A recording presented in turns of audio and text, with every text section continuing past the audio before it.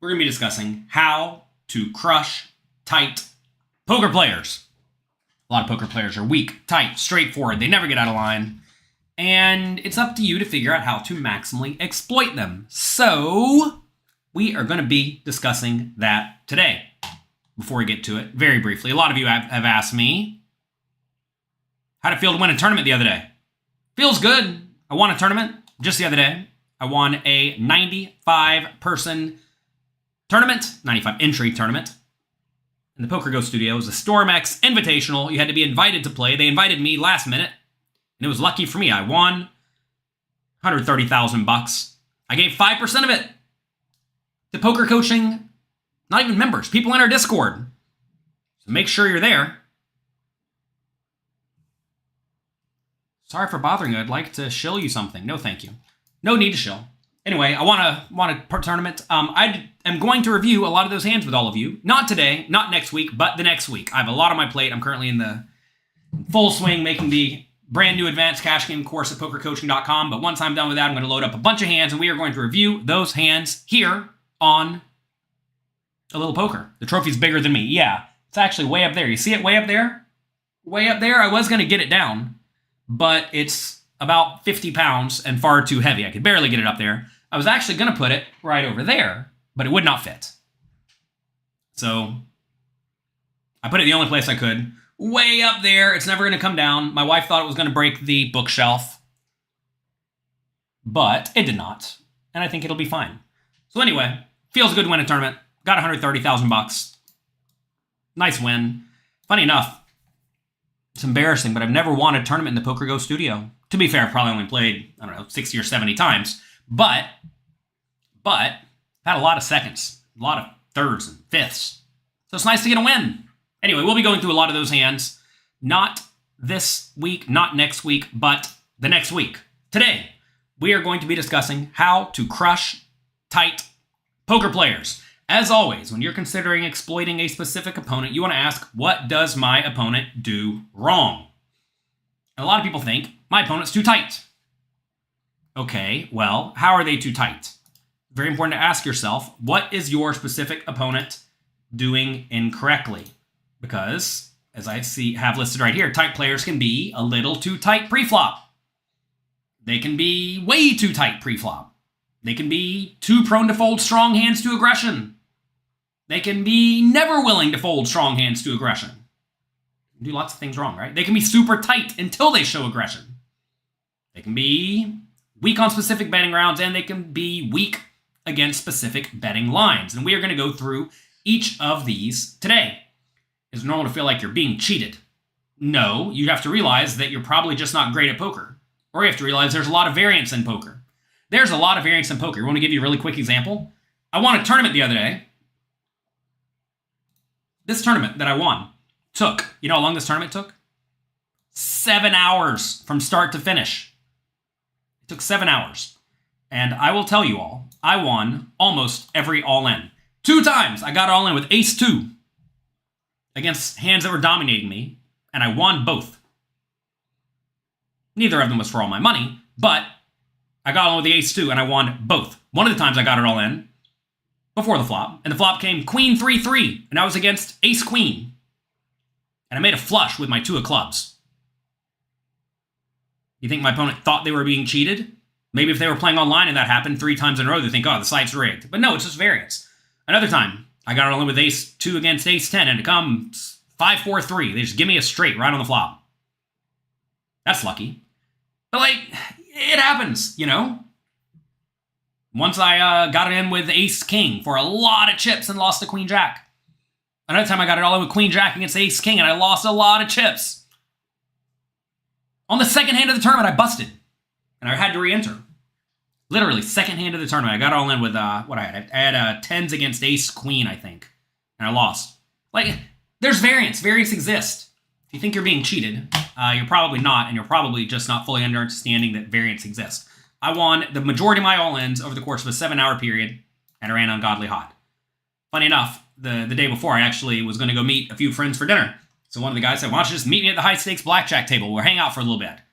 Well, I proceeded to lose every hand for about 2 hours. I probably lost 90% of my flips. It was like a joke. Did I think it was rigged? No, I just understand how coin flips work. Anyway, if someone is a little too tight pre-flop, barely. For example, let's take a look at some GTO pre-flop charts. Let's say we're playing in a tournament, 80 big blinds deep. Let's say they are under the gun.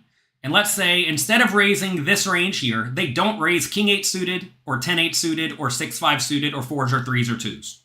And they raise every other hand listed. You can't really exploit that player all that much, because they're not really doing anything horribly bad.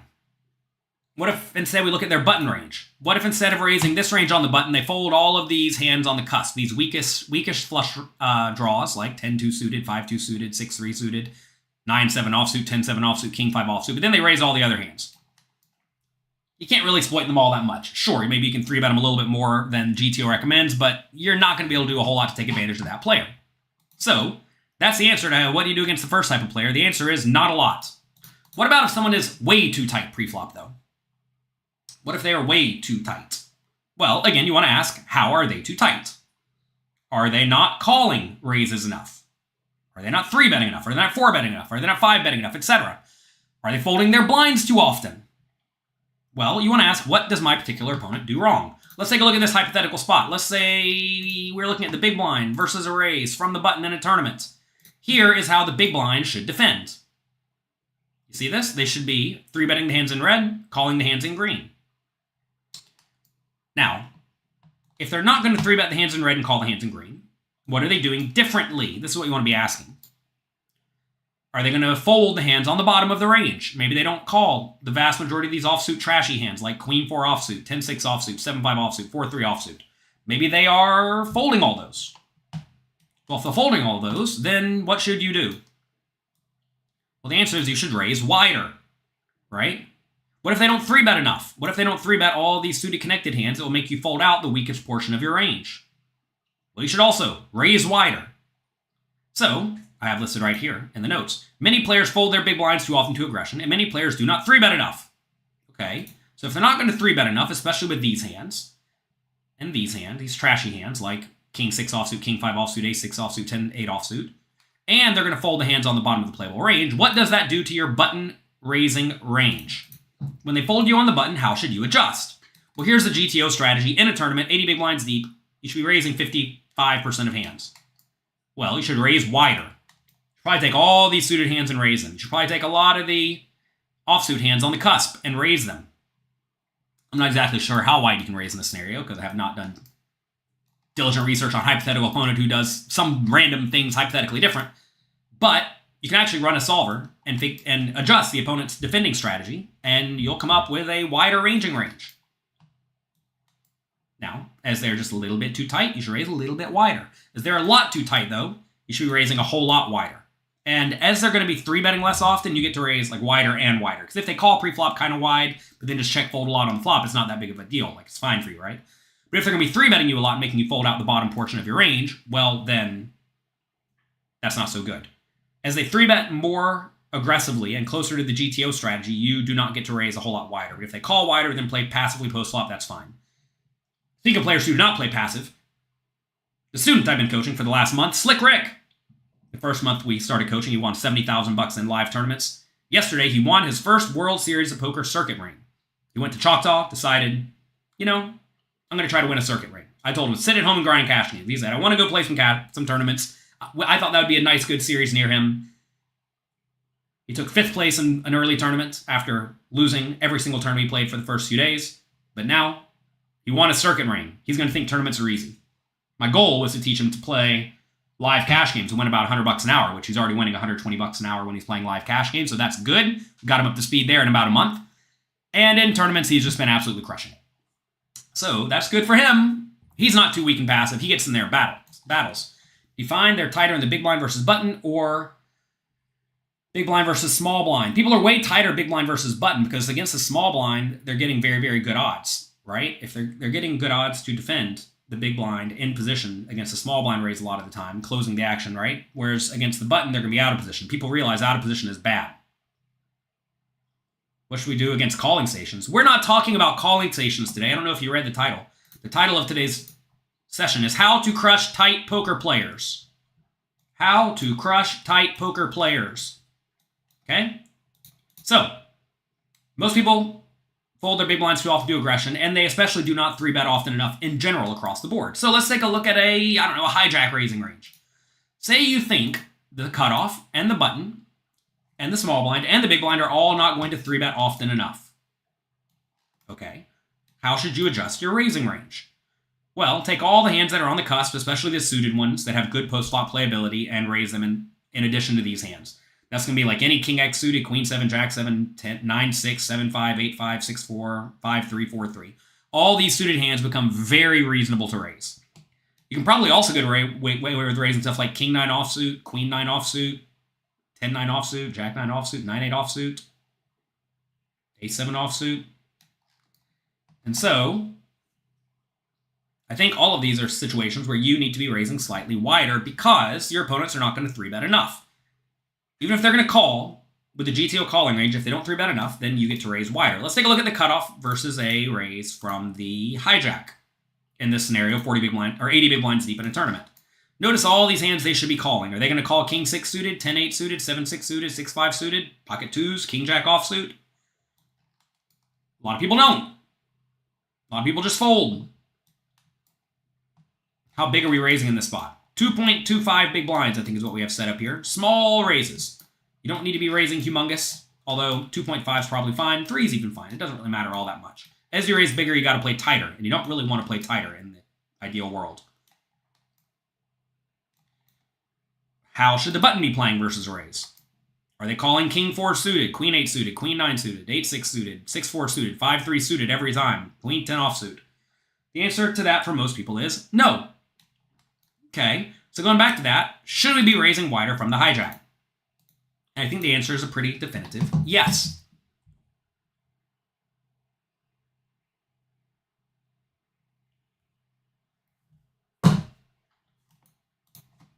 Here we go. Come on, computer. Working on the admin side over here, so it's slightly slower than the public site. Yeah, so as you see here. Anyway, this is what we need to be raising. This plus wider, and that's going to be good. Now, as you get in earlier and earlier position, you do not get to raise you don't get to raise quite as wide because you have to worry about more and more people randomly waking up with a strong hand. But from something like the hijack and later, as the players are going to 3-bet you less often, you get to raise wider, and as they're going to call less often, you get to raise wider. And I think that's going to be the case for most people. Also, almost all players do not 4-bet bluff often enough. Let's discuss specifically this. Let's take a look at button. Let's take a look at cutoff versus 3-bet from button. Okay, so this is when the cutoff raises, the button 3-bets, and it gets back to us. What should we be 4-betting as the cutoff? Well, the good hands, of course. But then a smattering of bluffs. Is your opponent 4-betting Ace 2 suited, King 5 suited, King 9 suited, King Jack offsuit, Ace 10 offsuit, Ace 9 offsuit? What do you think?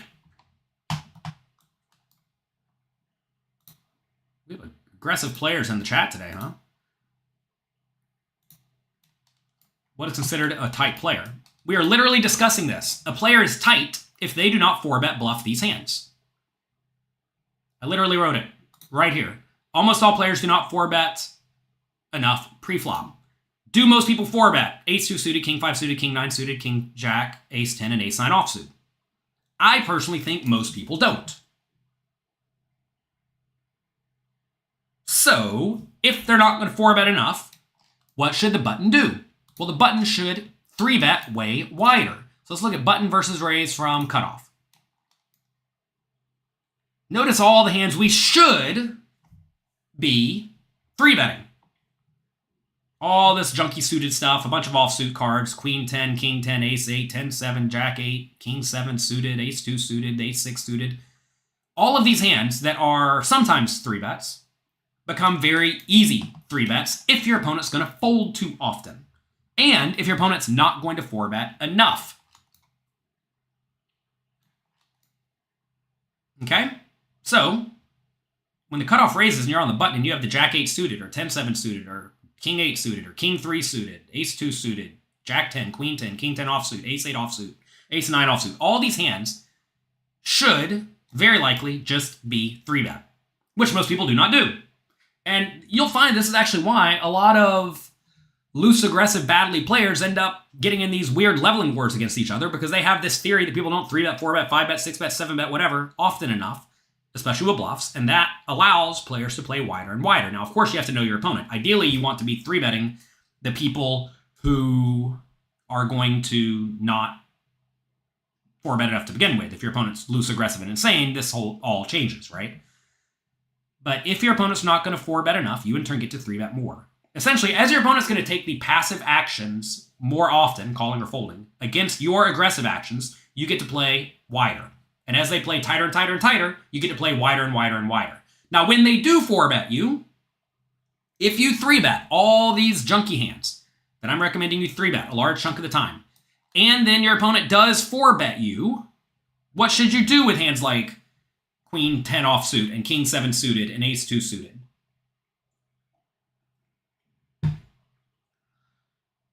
Well, obviously fold, because you're absolutely crushed, right?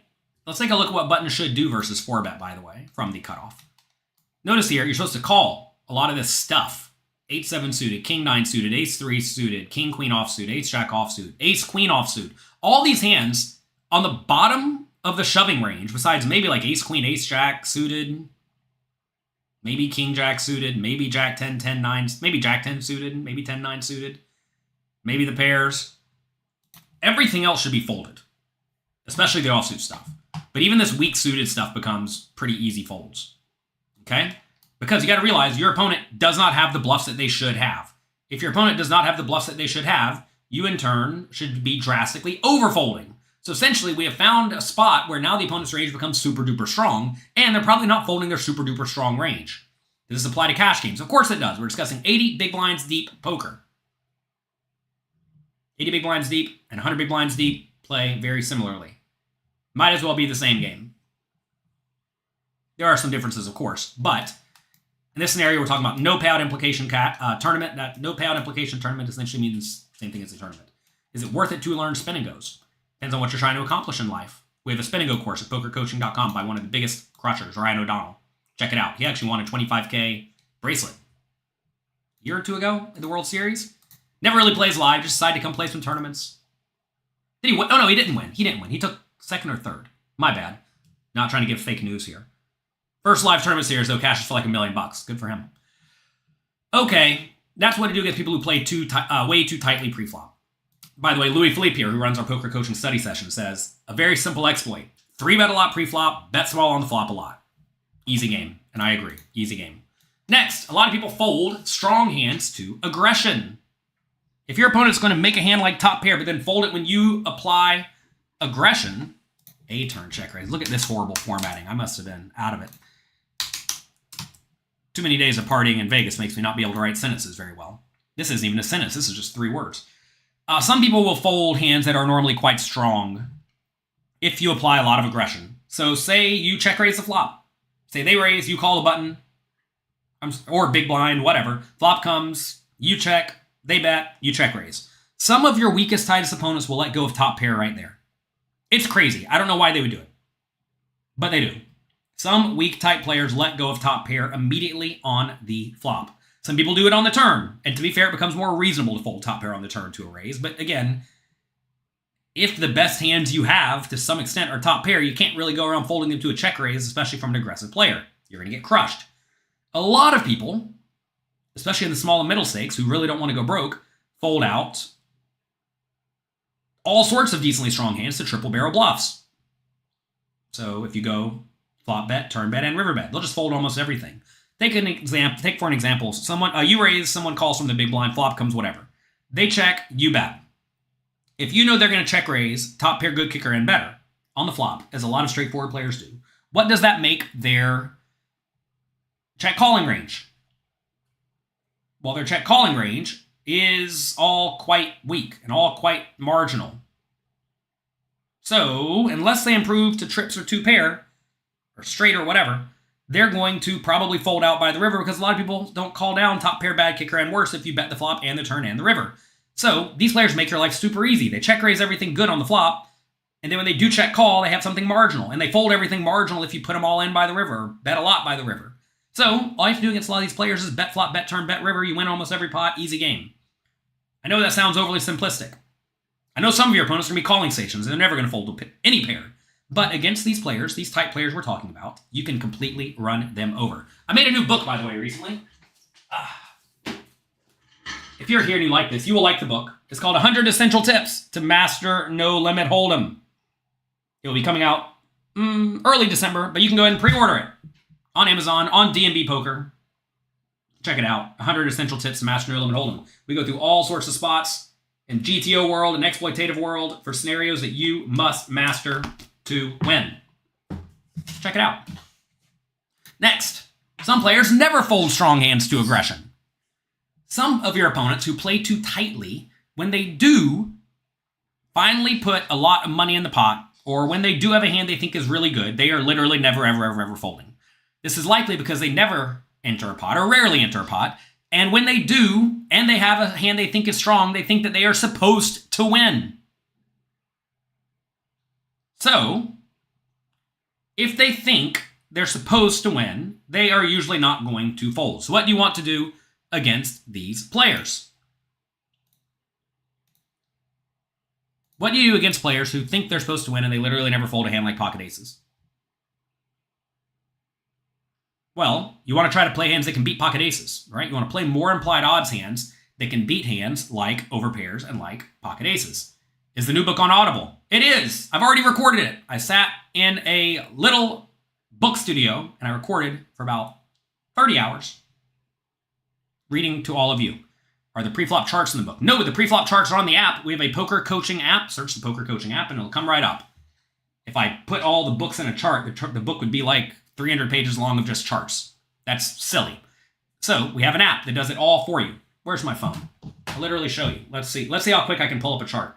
Okay, I was literally didn't even have my phone open. It has to log in. It's going to automatically log me in. Go to GTO pre-flop charts. Let's do 40 big blinds deep. On the button versus a 4-bet. All in from the cutoff. Here we go. That's the spot I want to pull up. Chart comes up. There it is. We got it on the phone. It took about 5 seconds from not even having my phone open, not even knowing I was about to do it. That's how well the chart works. We also have a lot of quizzes on the app that will quiz you on all sorts of spots so that you learn the charts and you don't have to consistently reference them, although referencing them over and over and over is a really good way to learn them. So against players who are going to just not fold aces after the flop, play a lot of hands that can beat aces. This is going to be implied odds hands and pairs. So, say these players raise and you have let's take an example. Let's say they raise under the gun and you're playing, 80 big blinds deep and you're on the button versus a raise from under the gun. You're going to see that you should play pretty tight. But take a look at the hands that like to play in general. Lots of suited kings, lots of suited aces, a lot of suited connectors and gappers. Right? If you know your opponent's literally never going to fold pocket aces pre-flop, well, what should we do? I'm sorry, pocket aces post-flop. Brain's broken. If you know they're never going to fold aces post-flop, you should play more suited kings, more suited connectors, and more suited gappers. So like 10-7, 9-6, 8-5, 7-4, 6-3, 4-3. These all become very, very reasonable hands to call in position against these players on the button. What if you are in the hijack seat? Now you got to play a lot tighter because you are, not on the button pre-flop. So take a look now about how tight you should play pre-flop in the hijack versus an under the gun raise. Well, now you see even some suited aces fold, but you should literally never fold suited aces before the flop against someone who's not going to fold kings on any flop that they have an overpair on, right? So you should be playing all the suited aces. Queen 9, Jack 9, all these hands that are suited, right? All the suited connectors, all the suited gappers. Even though, yeah, you're going to get 3-bet sometimes pre-flop by someone yet to act, but fortunately for you, if your opponent is this type of player and your opponent's yet to act or anywhere near competent, they should not be 3-betting very often at all. Instead, they should be calling with all sorts of suited stuff like you are trying to do. So all these hands become very nice playable hands against a player who's raising with a strong range to begin with, meaning you don't have a ton of pre-flop fold equity, and they're going to stack off far too often with a hand like aces when it comes 9-8-6 and you're sitting there with a straight or 2-pair or whatever. Notice I did not say play more offsuit hands. Hands that are offsuit are quite bad against strong ranges. And you see even against a normal GTO range, ace-jack offsuit, king-jack offsuit, queen-jack offsuit's just a fold. Right? So these are hands that you do not get to play against strong under-the-gun ranges. You can't tell they're only opening aces. I did not say they were only opening aces. Nowhere did I say your opponent's only raising aces. Let's take a look at the under the gun range, just for clarity. I said your opponent's raising a range that is too tight pre-flop, and they're not going to fold hands that they deem to be very strong post-flop, like overpairs. Okay? So maybe they're not raising suited ace-x, maybe ace-7 and lower. Maybe they're not raising these. Maybe they're not raising king-9 suited, queen-9 suited, jack-9 suited, 10-8 suited, 10-9 suited, pocket 5s, 4s, 3s, 2s, ace-jack, ace-10, king-queen. Maybe they're folding all those. So that leaves their range something like 6s or better, suited Broadway hands. I think that's very reasonable. Ace-king, ace-queen. Maybe ace, king, queen, and ace-jack. That's a really, really, really strong range. And these types of players will often telegraph the strength of their hand with their betting strategy even more. Maybe the player raises to 2.5 big blinds with everything besides aces and kings, which they make 4 big blinds pre-flop because they're scared of getting outdrawn. They want to charge you. Maybe they always potted on the flop with aces and kings, and they bet half pot with everything else for the same reason. Right? These players who are especially bad, remember, we're talking about someone who's really bad here. They're way too tight pre-flop. They can't even be bothered to study pre-flop charts. If they can't even be bothered to study pre-flop charts, they're not good at poker. No calls from under the gun with 80 big blinds. When you are first to act under the gun, you either raise or you fold. Whenever you're in every position and they fold around to you, you raise or fold. No, we're not doing any limping. On the button, you raise or you fold. You do not limp. Limping is bad when you're first to enter the pot, because there's a lot of merit in stealing the blinds and the antes, especially with the bottom portion of your range. And with your good hands, you want to build the pot. So either you want to steal a pot pre-flop and not get action with the trashier hands, or you want to build the pot with your good hands. Okay? So if your opponent's playing this range but far tighter, they will naturally have aces, kings, queens, whatever, top pair, top kicker with ace, king, ace, queen, far more often than if they're raising with the hands on the cusp of playability. There's a lot, and I'm telling you, a lot of people do not raise king 8 suited under the gun. If you go to Choctaw right now, where my student Slick Rick is playing, and you ask him, are people raising king 8 suited under the gun? The answer is almost always no. And if you ask the players, are they 3-betting often enough? If someone raises under gun, the answer is almost always no. So if anything, they should be raising wider than this under the gun. But they don't. Why are they not doing that? Well, if you boil it all down, the answer is they're bad at poker. Did I say that out loud? Everyone's bad at poker? Yeah, they're not that good at poker. They haven't studied. If you don't study, you should not expect to win. And look, what I'm telling you right here is not rocket science. Figure out what your opponent does wrong and take advantage of it. Simple as that. Simple as that, right? Don't try to get all overly complicated and convoluted. If your opponent's too tight, play hands that can beat the too tight of range. The chance of hitting a flush is incredibly small, though. You're not only trying to hit a flush, you're trying to hit a flush, or 2-pair, or trips, or a straight. Is a suited gapper like 9-6 really better than a hand like king-jack offsuit? Yes. When you have king-jack offsuit, consider what hands make you a straight, or what flops make you a straight. The high card flops, right? Unfortunately for you, your opponent, look at what they're raising. They're raising high cards. They're blocking you to death. Also, when king-jack makes 1 pair like top pair, it's usually kind of hard to get away from. Say flop comes king 6-3 and your opponent bets the flop and bets the turn and bets the river. You really trying to fold top pair? Not really. With 9-6, when it comes king 9-3, you realize 9-6 is not all that good there, right? Also, when you make a straight with 9-6, well, first off, your cards are super duper live, and your opponent's not going to put you on 2-pair or a set or whatever, because the board's not king queen 9. Aces can look at a board like king queen 9 and think, oh, this is not great. Whereas on whatever, on 10-8-7, like, it's okay. Or 8-7-5, it's okay, right? Is it because you're so deep that you're raising king 8 suited under the gun? Let's look at 40 big blinds deep. No, you actually raise wider. Why? Because your positional advantage is lessened as stacks get deeper. Shallower. As stacks get shallower, being out of position is less bad. That said, 20 big blinds deep. Same story. 15 big blinds deep. Same story. 12 big blinds deep. Is my chart not working? I'm on the admin site. Sometimes the admin site gets slow. I need the chart to change. Change chart. Maybe I'll just click refresh. Luckily, you all don't have to deal with the slow, clunky admin charts. We actually are adding a bunch of new charts to the site. You see all these charts we have now? We're consolidating it for all of you. This is my God mode admin view. We have a bunch of new charts coming. The problem is they're slightly slow. Whatever. We'll get back to that. You love it when I get angry at dumb comments. I don't get angry at dumb comments. I'm just confused by them. 50 big blinds under the gun. Here we go. King 8 suited. 15 big blinds deep. You should raise. Again, people asking, oh my god, I can't believe we're raising this hand. It tells me you have not studied much at all. I'm sorry, but that's what it tells me. And luckily for you, that means you have a lot to improve on, which means you'll get way better, way faster. You plan on talking about cash game scenarios. We are not talking about cash games here. We are talking about specifically these hypothetical scenarios I'm thinking about off the top of my head because I prepared this presentation in about 3 minutes. Oh, someone asked, are we updating cash game stuff at Poker Coaching? We have a gigantic advanced cash game course coming out in November. What month? What's the day? What's today? October 30th. Oh my god. I better get to work. I have a large section on multi-way scenarios I'm putting out. Well, recording it today. We're putting out in the middle of the month next month. We have a lot of content by Justin Saliba. He's made a lot of content. Jonathan Jaffe, who is crushing it over in Triton right now. He put out a lot of content. Chris Brewer. You all know Chris Brewer?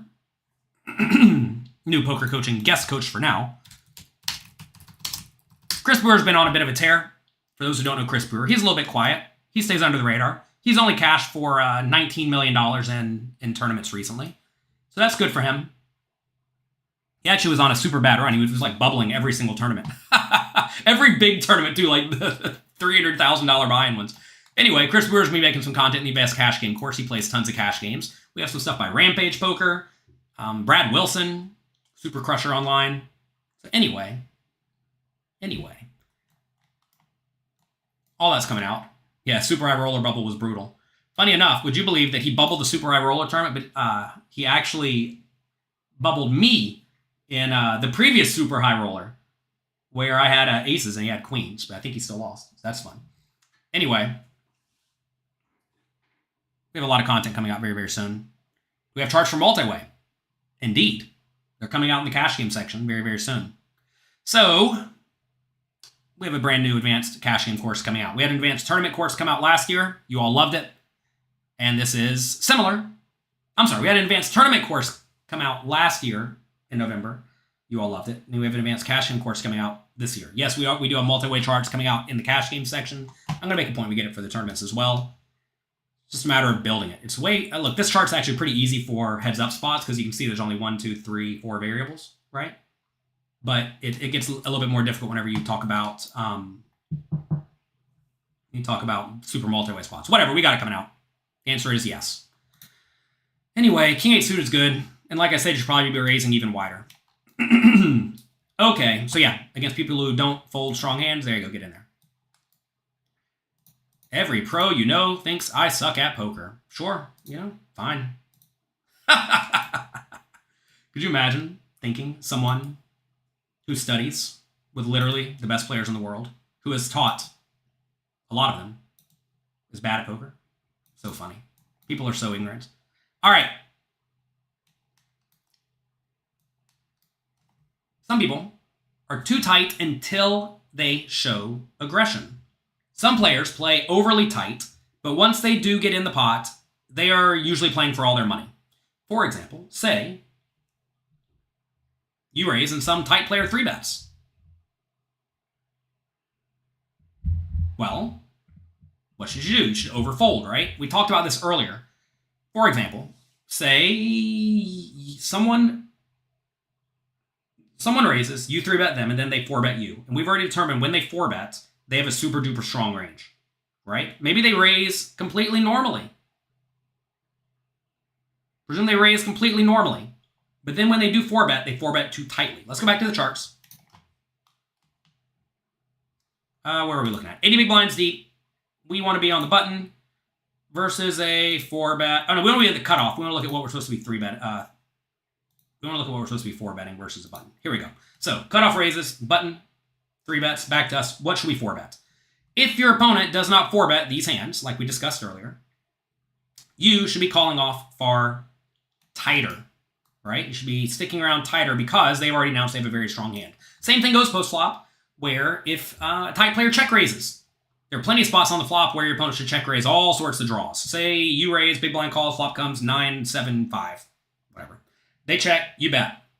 They check raise. A lot of players, well, on 9, 7, 5, I can tell you they should be check raising with hands like, any hand with a 6 or an 8, right? Lots of hands with a gut shot should be check raising in this scenario. So if they should be check raising, lots of hands here with an 8 or a 6, but they are not. Perhaps they're check raising only top pair with a good kicker or better. Well, now, what should you stick around with? The answer is not middle pair with a trash kicker, which very often you should be sticking around against a check raise with if they are going to be check raising with far too much nonsense, draws with okay equity. So if they're not going to be check raising often enough, you in turn should be drastically overfolding. Again, figure out what your opponents do wrong and then adjust logically. Next, some players are going to be weak on specific betting rounds. Some people will play normally until a specific betting round, then they become very, very weak and tight. Because many players have studied preflop and flop strategies, but they do not know how to play the turn and river because there are way, way, way more turn and river situations. So, as a very clear example of this, say someone raises, you call the big blind, flop comes whatever.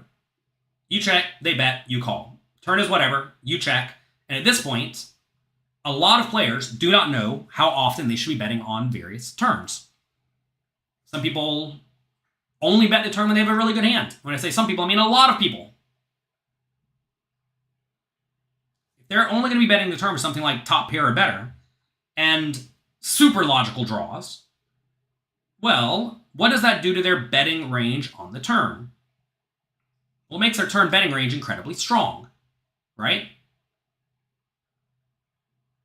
So if their betting range is incredibly strong, when they bet the turn, what should you do? With a hand like top pair bad kicker. Or worse. Well, you should drastically overfold, right? Because when they bet the turn, you know their range is quite strong. What about when it goes check-check, though? When it goes check-check on the turn, which is very often what it will do, it means they have top pair with a marginal kicker or worse a lot of the time. Or some trash. And against that range, you can bet the river. And quite often against these players, if you overbet the river, they're going to drastically overfold because they're going to presume that you are now just trying to get value from your hand that you're annoyed you missed value from because they didn't bet the turn. So you can 1.5x the pot or 2x the pot in this scenario and win a large chunk of the time. And that's going to be a very, very strong play. Essentially, you're going to want to take lines against these players on specific betting rounds that they view as strong that will make them fold almost their entire range. And this play is especially good when they are lightly capped. And you want to find spots where your opponent's strategy essentially caps them. Meaning, the best they can have is top pair with a bad kicker or worse. And fortunately for you, a lot of these players will even bet their top pair good kickers, or top pair with any kicker and better. So that means when they do check it, they have middle pair or worse. And a lot of players who are a little bit weak and a little bit straightforward will not really want to call big bets with middle pair. You're going to find that in scenarios where they don't realize middle pair is one of the best hands they can have due to the way they played the hand, they in turn are going to drastically overfold because they think they're only supposed to continue with two pair and better without realizing they have almost no two pair and better in their range. So look for spots like that where you completely run your opponent over. Next, some players are going to be weak against specific betting lines. This is because some players frequently take specific lines with only or almost entirely only the effective nuts. For example, some players, when they check raise the flop, they always have the nuts. And the nuts meaning very good hands. Top pair, good kicker or better, maybe two pair and better. If they are going to be check raising with only two pair and better, well, they're going to presume, or at least some of these players will presume, a lot of their opponents will do the same. So if they think that you are only going to be check raising with top pair, good kicker and better, because they think their opponents play like they play, then you're going to completely smash them because you can now check raise with all sorts of trash, right? This is also going to be especially good whenever the board is not good for their range, but good for your range because they are very rarely going to have the nuts. And they're going to think that it's even more likely that you have the nuts, right? So, going back to the 9-7-5 board we discussed, say somebody raises, you call the big blind with 9-7-5, you check, they bet, and you raise. this is a spot where a lot of these players who are especially weak, if they think you're only check raising 2-pair and better on 9-7-5, some of these players will ditch hands like pocket aces. I know it sounds insane, but especially if players are playing a little bit out of their comfort zone, or they're just tight in general and they see monsters under the bed, they think you just have whatever the nuts are, some of these players will let it go very, very early. And this becomes even more true on the turn in the river when you can start putting in a substantial amount of your opponent's money. I mean, to be fair, something we talk about on YouTube a lot is that when most players in most games check raise the river, they almost always have the effective nuts. So if your opponent knows that almost everyone in your game always has the effective nuts when they check raise the river, and you check raise the river, well, they're going to fold almost everything, right? So if they're going to fold almost everything, you should start check raising a ton on the river, especially when you cannot beat your opponent's value betting range, meaning you should not really be bluff catching even if you have a natural bluff catcher. And you especially want to do this when you block the effective nuts. On paired boards, this is going to be when you block full houses. So if you have like bottom pair, middle pair, and there's a pair on the board. And on 3 flush boards, it's going to be when you have the ace of that suit that makes the flush. On straight boards, it's going to be whenever you have 1 or 2 blockers to the straight. Like say you have pocket 10s and the board's jack, 8, 7, right? Check call the flop, check call the turn, check the river. If your opponent bets again, your 10s are almost all never good on jack, 8, 7. But you block the straight hard, right? And you can then check shove them on the river for a lot of chips, and they're going to fold almost everything because they are going to naturally put you on the nuts. And you know they can't have the nuts all that often because they may not play 10-9 offsuit to begin with, and you have 2 of the other 10s, so there's only 2 combinations of 10-9 suited left, right? So, there you go. Nice and easy. You can blast them out of the pot a large chunk of the time. And of course, some people are going to think, sometimes they call and you lose, though. Yeah, sometimes they call and you lose. You're not always going to win. So many players hate getting stacked. They despise getting stacked, and this results in them literally never bluffing ever. And that makes them super easy to play against. And that's good for you, right? And this is why you should be drastically overfolding 2 check raises on the river, because people don't do it often enough. But if they think you're not going to check raise often enough, or they're just going to fold almost everything to the river check raise, then you're going to win almost every pot. You think people hate being seen as a lunatic? That's an interesting one. I mean, I think a lot of people just feel stupid when they lose a big pot, that they did not have to play in that manner, without realizing that it would actually be stupid to not play the hand in that manner. It's funny that a lot of people think, all right, I'm going to give you respect and I'm going to make a big fold. Whenever you give someone respect and make a big fold, you're really saying, I think you are so weak and tight and bad at poker that I'm going to fold everything to you. That is the ultimate insult you can make to someone, is to drastically overfold to them, to give them respect. People don't even realize what they're saying because they don't understand poker at all. And, well, that's why the game's alive and well even in 2023. I'm not going to lie, whenever I was grinding poker hard back in 2003, 4, 5, I did not think the game was going to last forever like it has. I mean, I say forever. It's only been 20 years that I've been doing it. But I have been surprised that the game has stayed as good as it has stayed. And it stayed as good as it stayed for numerous reasons. We're not going to get into that today. But it's good. At what stakes does this work? All of them. I think if anything, well, definitively, as your opponents play worse and worse, as your opponents are more and more unstudied, they are going to make more and more and more errors. And it's up to you to figure out which type of errors they're going to make. Today we're discussing specifically how to crush tight poker players. We're not discussing how to crush all poker players. We're discussing how to crush tight poker players. Somebody asked right at the start of the show, how do you play against someone who never folds anything? Well, the answer is don't do these things, right? We only had one slide about people who don't fold anything. But listen, if you always have to figure out what your specific opponent does incorrectly. That is how you go about maximally exploiting any type of player who makes errors. But these exploits work at all stakes across the board. Simple as that. I think a lot of people think that exploits are very stake specific. And there certainly are player pool exploits in general.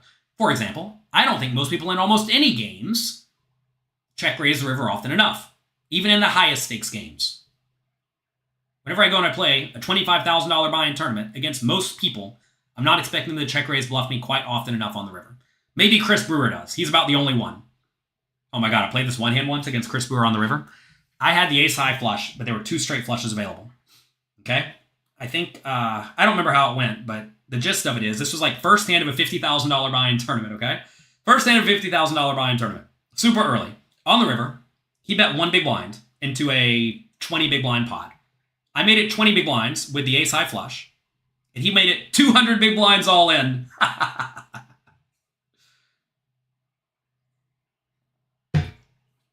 120 200 on the river against Chris Brewer, who is our newest guest coach at PokerCoaching.com. And you may ask, should we fold the ace high flush when there are 2 straight flushes available and he could reasonably have both of them? Well, some people think, no, you lose to the nuts. I mean, the guy took the super strong line. Other people think, is Chris Brewer going to take too many 8 of diamonds X and jam it? And I know, if anything, Chris Brewer likes to overbluff because he thinks people are...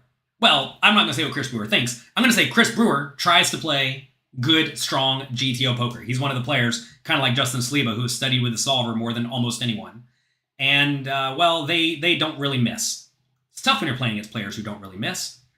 And I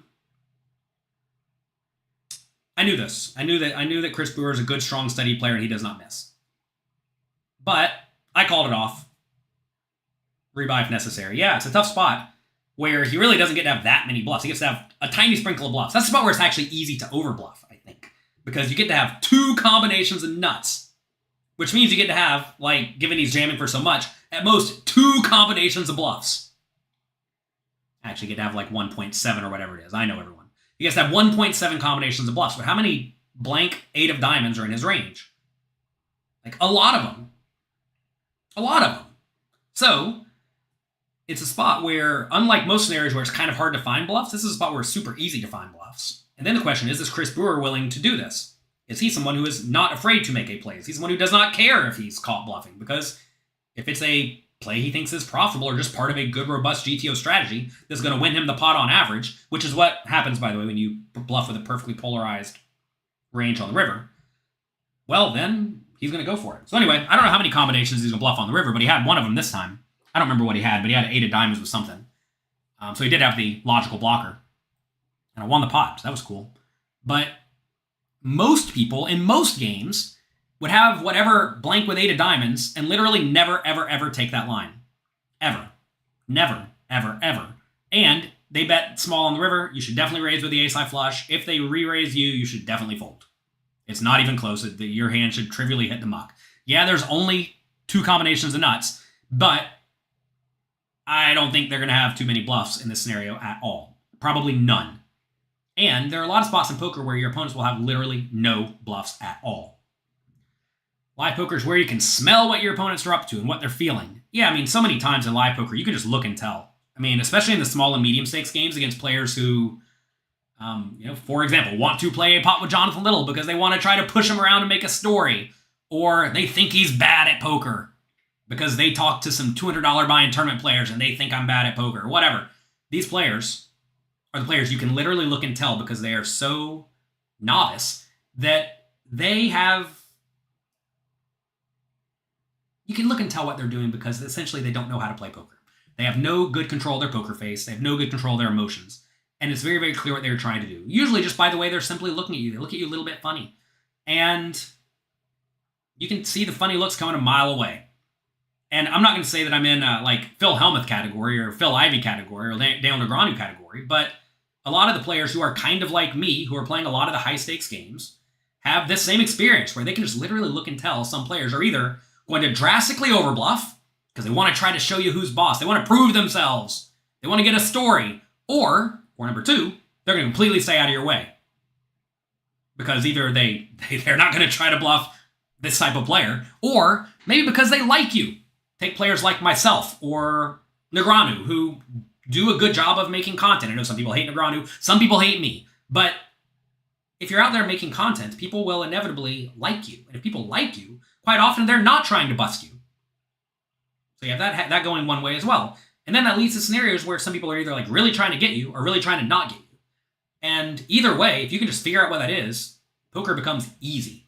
And you get chips dumped to you from the ones who are trying to get you, and you get to save a lot of chips against the ones who are trying to not get you. And, well, that's good. That's good for me.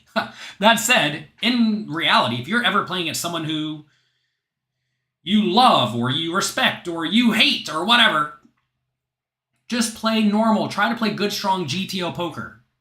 Don't get too crazy. Don't get too insane. A lot of people think poker is all about trying to out-macho your opponent or out-trick your opponent. But at the highest stakes games, you're just trying to play good, strong, fundamentally sound poker. And I mean, that's at least where you should be starting until you can figure out how your opponent's going to perceive you. And I think most people don't approach poker that way. And that is why most people never reach the highest stakes. They have a lot of things going through their minds that simply do not matter. If you have a lot of nonsense going through your mind that does not matter, you will inevitably make blunders. And if you make a lot of blunders on a regular basis, you're not going to make it. Simple as that. I mean, I've been coaching Slick Rick recently, who just won the World Series circuit ring yesterday. And we've worked on some mindset issues. We're actually recording all of our coaching sessions that we're going to be putting in pokercoaching.com. So far, we've done 4 or 5 or 6, something like that. And those are all going to be in poker coaching. You're going to be able to see us working with him from literally never played many live cash games at all to now making $120 an hour over the course of a month. And certainly, I've pushed him to the games I think are going to be the most profitable. He's getting in good spots, whatever. But he has some mindset flaws right off the bat. And I've done my best to chill him out a little bit, right?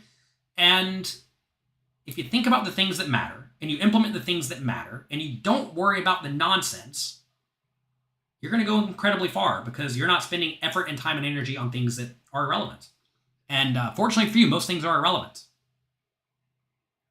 Mindset has to be your biggest leak. Well, Crazy Flicks, why? What is causing you trouble?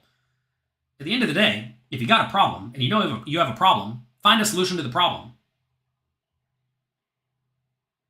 You have to have a little bit of discipline to succeed at poker. You really do. You have to have self-awareness and discipline. And if you don't have those two things, you're going to be drawing very, very thin in poker.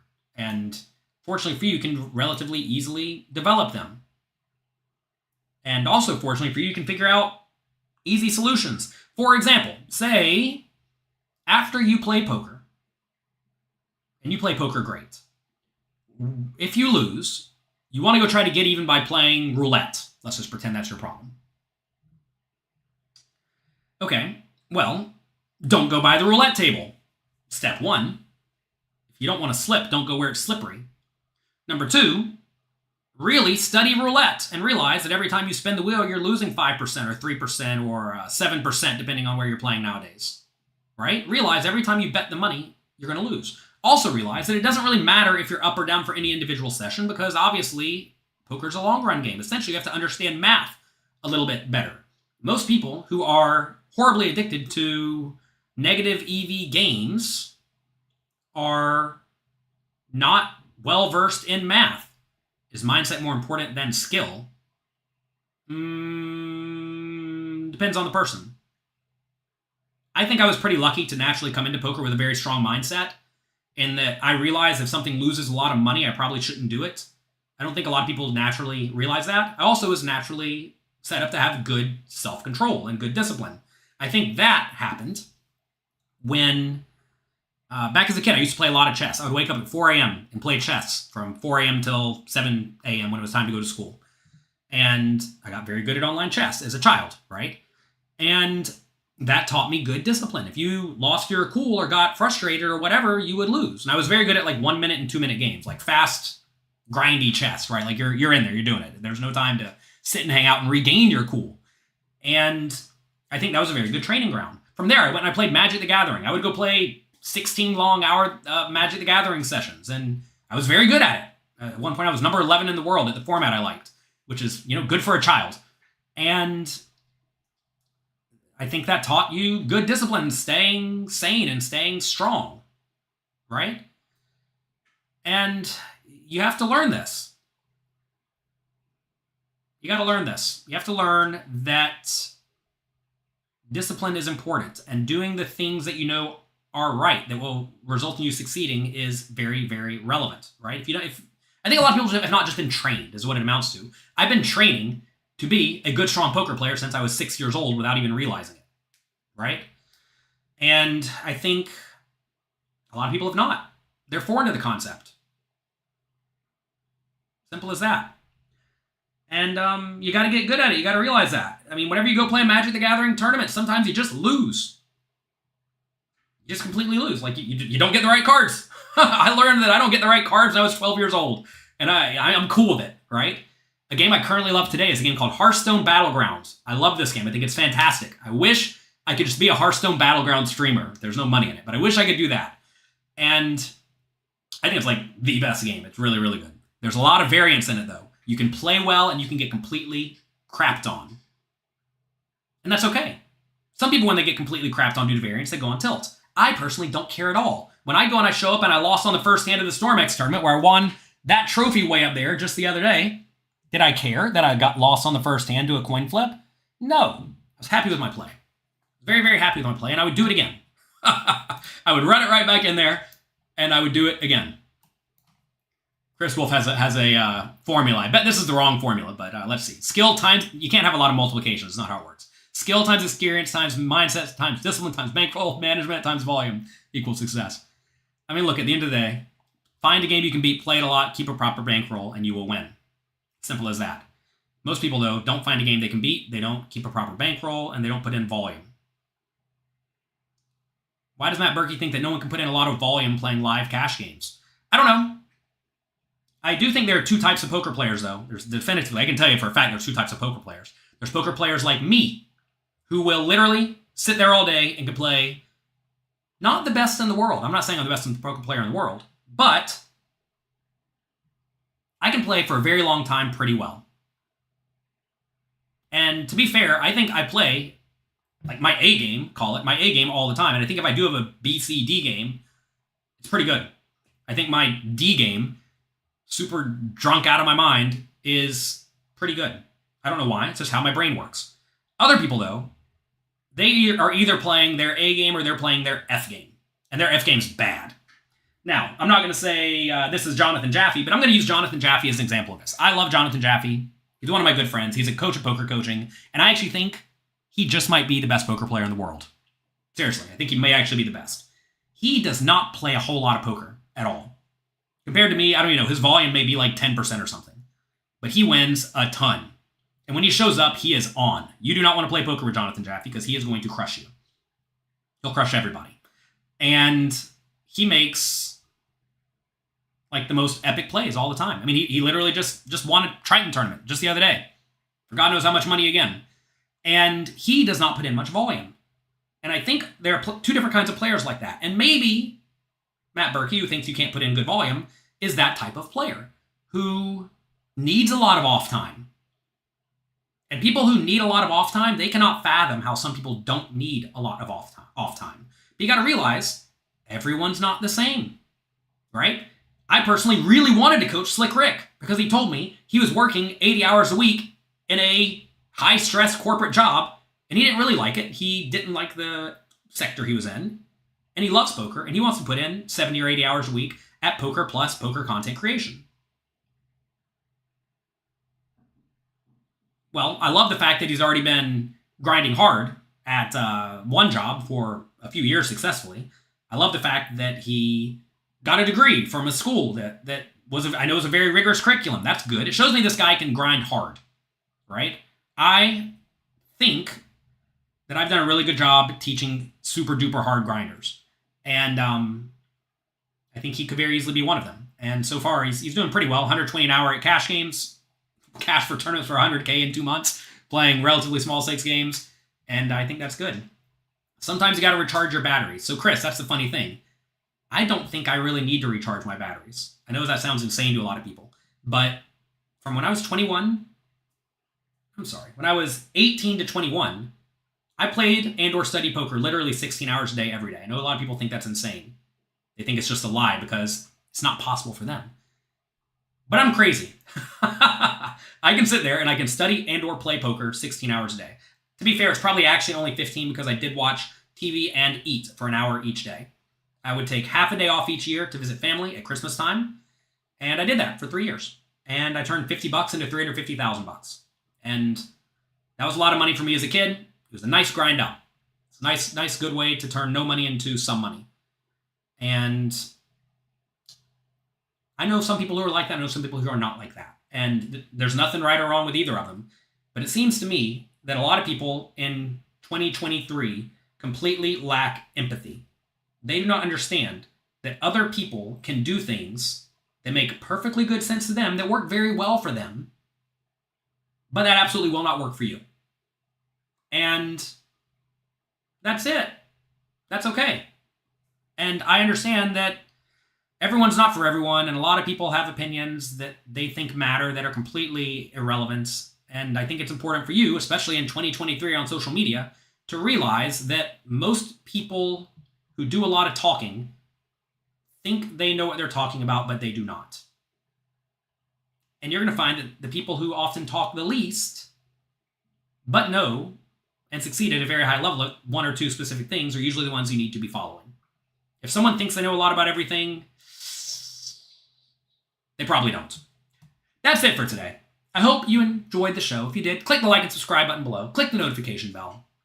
Have fun. Make the most of your opportunities. All I want is to help all of you become the absolute best you can be, whatever that means for you.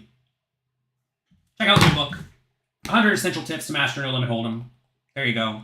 Maybe you'll like it. Maybe you won't. If you enjoyed today's show, you probably will. You can get it on Amazon or D&B Poker. We have an advanced cash game course coming out on pokercoaching.com very, very soon. Lots of content from many of the best crushers in the world. Dunning-Kruger effect. There you go, Chris Wolf. You know what you're talking about. So yeah, that's that. At what stakes is he making 120 an hour? We started him off playing 1-3 no limit hold'em. He quickly was crushing 1-3 for about $60 an hour. I'm like, you need to move to 2-5. He moved to 2-5. Good. Then he moved to 2-5-10. They started getting into some stream games. I told him to sell off a lot of action in the stream games. That was a mistake because he crushed those too. But we're working within bankroll. I'm trying to make sure he doesn't go broke. But mostly at 2-5-10, he's making 120 an hour, which is about where he can make 120 an hour. What am I playing next? My next stop is going to be to the Bahamas for the World Series of Poker. I think that's going to be an epically amazing series. It's going to be a lot of fun. I'm actually going to be sharing a lot of my stories from the Bahamas next week on this show. I had a lot of fun in the Bahamas. My first big scores in the Bahamas.